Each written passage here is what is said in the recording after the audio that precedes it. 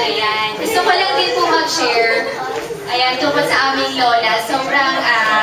Sobrang pagiging mabuting grandmother na aming lola. Sobrang the best lola in the world. Hindi. Kayo ba? Hindi, totoo yun. Hindi lang yung mga anak ni lola, pati kami mga apo-apo, nabibigyan pa rin ng guidance ni lola. Mga pangaral nga, tulad ng sabi ni Af. Tsaka tulong financially, ayan. Tuwing natutuwa sa amin si lola, lagi ba inaabot na pera? Mamaya, pera ulit ako.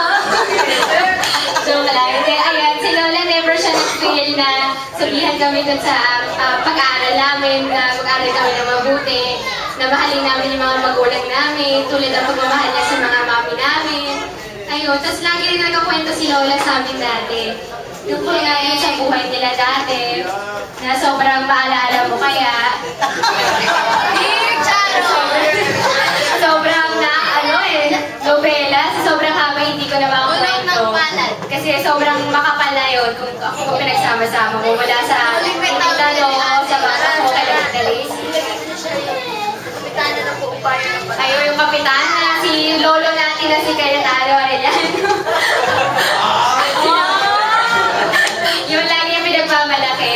Tapos kami kahit sa school din, lagi na kami pinagtatanggol. Yung mga classmates namin, lagi na pinagsasabihan na alagaan kayo mabuti, huwag kayo pagbabayaan.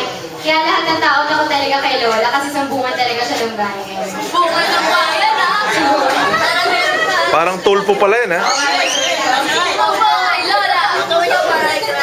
Ay, oo. Tsaka maalaga pala si Lola sa mga sa aso. Lala kay Crappy na mahal yan. Na lagi ay inuuwian ng chicken galing ng McDo. Kasi si Lola lagi siya nandito sa McDo every week. Wala siyang namimiss na attendance. Basta may pera McDo din. Ayun, tapos ayun, mahal na mahal namin sa Lola sobra hindi namin alam gagawin kapag wala kaming Lola na katulad niya. Ayan, so sobrang thank you na, we love you.